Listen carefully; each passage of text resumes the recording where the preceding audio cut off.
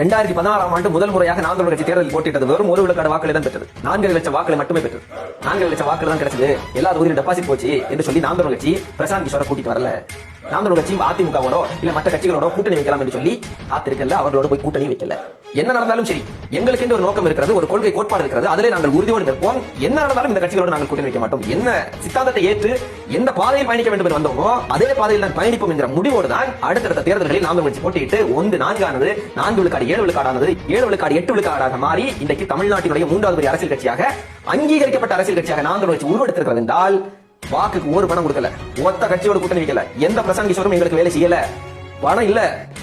அந்த விஜய் அவர்களை போல அந்த சீமான் இடத்தில் கோடிக்கணக்கில் பணம் இல்லை.